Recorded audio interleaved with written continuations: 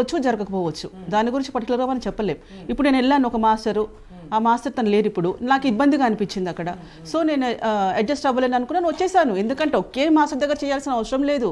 ఇప్పుడు మీరు అంటున్నారు ఇందాక జానీ మాస్టర్ అవకాశాలు ఇవ్వను, తొక్కేస్తాను, ఇండస్ట్రీలో రాకుండా చేస్తాను అన్నప్పుడు ఆయన ఒక్కైనే ఉన్నాడు ఆ ఇండస్ట్రీలో మాస్టర్.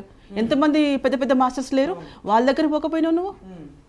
ఇప్పుడు అయిందండి, ఓకే నువ్వు అప్పుడు చేస్తాడు అనుకుందాము, అది మీరు నువ్వు కేసు పెట్టావో భయపడ్డావో ఇంకేదన్నా ఉండొచ్చు. అన్ని లాంగ్వేజ్లో అన్ని భాషల్లో నువ్వు తెలుగు అమ్మాయివి కాదు, నువ్వు చదువుకున్న అమ్మాయివి, నీకు టాలెంట్ ఉంది. ఇంత పెద్ద గొప్ప గొప్ప మాస్టర్స్లో ఎవరు నీకు ఛాన్స్ ఇవ్వకపోయారా? పోనీ అదే ఫిలిం ఇండస్ట్రీకి వచ్చి నువ్వు చెప్పకపోయావా? అప్పుడే చెప్పకపోయావా? సార్ పెద్దల దగ్గరకు వచ్చి సార్ ఇట్లా ఇతను కొరియోగ్రాఫర్ నాకు ఇలా ఇవ్వని అంటున్నాడు అలా అంటున్నాడు అని అప్పుడే చెప్పుంటే ఇంతవరకు వచ్చేది కాదు కదా. నన్ను భయపెట్టారని కూడా ప్రధానంగా ఎఫ్ఐఆర్ లో మెన్షన్ చేసిన అమ్మాయి. అవును సార్, భయపడ్డట్టు ఎక్కడ కనబడుతుంది? ఒకటి భయపడ్డప్పుడు అలాగే మాస్టర్ భయపడ్డావని చెయ్యాలి అనుకున్నప్పుడు ఇంకేమైనా చేపిస్తాడు కదా, ఇది ఒకటే కాదు కదా. ఇప్పుడు నన్ను భయపెడతానంటే ఏమైనా చేసేస్తానా? ఏ సమాజంలో ఉన్నామండి మనం ఇప్పుడు? జనరేషన్ ఎంత గ్యాప్ వచ్చింది, లేడీస్ ఎంత డెవలప్ అయ్యారు, ఎంత ఫాస్ట్ అయ్యారు, అన్ని రంగాల్లో వాళ్ళు దూసుకుపోతున్నారు. అలాంటప్పుడు ఈ పిల్ల చదువుకున్న పిల్ల కదా, మరి ఏలుముద్ర ఏం కాదు కదా. సినిమా ఇండస్ట్రీ అంటే ఆ రాష్ట్రం నుంచి ఈ రాష్ట్రానికి నువ్వు వచ్చావు నీ ఫ్యామిలీతో అని అంటే ఎంతో కొంత అవగాహన ఉంటుంది. ఒకప్పుడు మాకు తెలియదండి, ఫోన్స్ లేవు, మిగతావి ఏమీ లేవు, అసలు ఇలాంటి యూట్యూబ్ ఛానల్స్ కూడా అప్పుడు మనకి లేవు. ఇప్పుడు ఇంత డెవలప్ అయిపోయిన తర్వాత నీకు ఎందుకు ఎవరో ఒక్కరు ఎందుకు హెల్ప్ చేస్తారో అనిపించలేదు. సెకండ్ ఇంకొక థింగ్, నా పాయింట్ ఏంటంటే ఆ అమ్మాయి చిన్న ఏజ్, ఓకే ఒప్పుకుంటాను నేను. అలాంటప్పుడు ఖచ్చితంగా పేరెంట్స్ ఉంటారు వెంట, మదర్ ఆర్ ఫాదర్, బ్రదర్, లేదంటే చిన్నాన్న పెద్దనాన్న అత్తయ్య ఎవరన్నా సరే, లేదా కనీసం అసిస్టెంట్ అన్న ఉంటారు, ఎందుకంటే నువ్వు చిన్నపిల్లవి కాబట్టి. నెక్స్ట్ ఆ రోజు జరిగింది, భయపడ్డావు, చెప్పలేదు. తర్వాత నీ పేరెంట్స్ గమనించరా నీ నడవడి ఏంటి, నువ్వు ఎక్కడికి వెళ్తున్నావు, ఏం చేస్తున్నావు? వాళ్ళ అమ్మ ఎక్కడికి వెళ్ళింది? అప్పుడు మదర్తో ఉంటున్నారు కదా, మదర్ అన్న పాయింట్అవుట్ చేయొచ్చు కదా. కూతురు చెప్పలేకపోయింది, తల్లి గమనించలేదా? మన పిల్లల్ని మనం గమనించమా? మన ఇంట్లో ఒక వ్యక్తి కాసేపు రాకపోతేనే మనం ఫోన్లు చేస్తుంటాం, ఎక్కడ ఉన్నాం, ఏం చేస్తున్నామని. సో వాళ్ళ మదర్ ఎందుకు దీన్ని అప్పటి నుంచి చెప్పలేకపోయింది? తల్లి అంటే ఇద్దరిని బెదిరించాడా?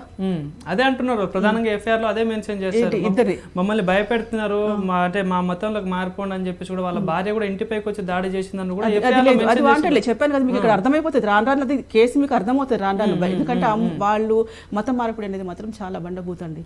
అసలు అది లేదు, అస్సలు లేదు. వాళ్ళు ఇక్కడ పుట్టిన వాళ్ళే, ఇక్కడ పెరిగిన వాళ్ళే, అందరిలో కలిసి ఉంటారు, అన్ని మతాల్లో వాళ్ళు కలిసే ఉంటారు. సో ఇది జానీ మాస్టర్ గారితో మీకు అంటే మీరు కలిసి వర్క్ చేశారా?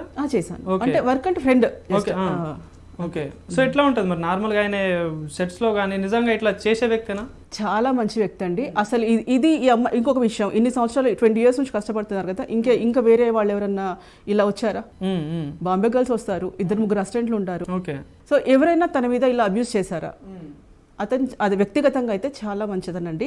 వీళ్ళిద్దరి విషయంలో ఏం జరిగింది అనేది నాకు తెలీదు, కానీ అతను మాత్రం వ్యక్తిగతంగా చాలా మంచి వ్యక్తి.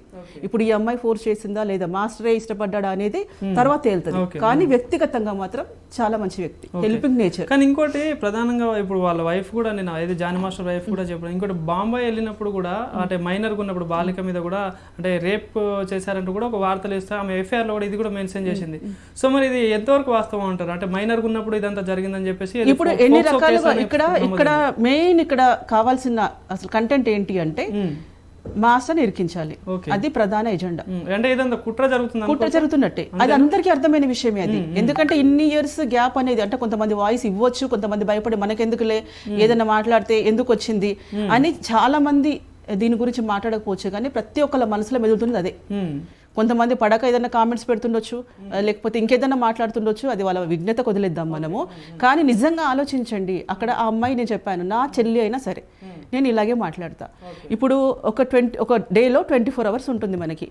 సో 24 hours టైంలో మాస్టర్ ఎంతసేపు మీ దగ్గర ఉన్నాడు? బెదిరించాడు, తల్లి కూతుర్ని బెదిరించాడు, ఓకే. మీ దగ్గర మీ ఫ్యామిలీలో మాస్టర్ ఎంతసేపు ఉన్నాడు? మరి మాస్టర్ ఎప్పుడు వర్క్ చేశాడు? ఆయన ఇంటి ఫ్యామిలీకి ఎంత టైం ఇచ్చాడు?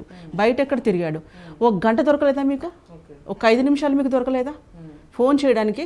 నిజంగా అండి, ఇప్పుడు అందరం కూడా ఆ అమ్మాయి నిజంగా బాధితురాలంటే మాస్టర్ ఇంకా హింసించాడు అని ప్రూవ్ అయిపోతే అందరం మేము అమ్మాయి సపోర్ట్ చేస్తాము.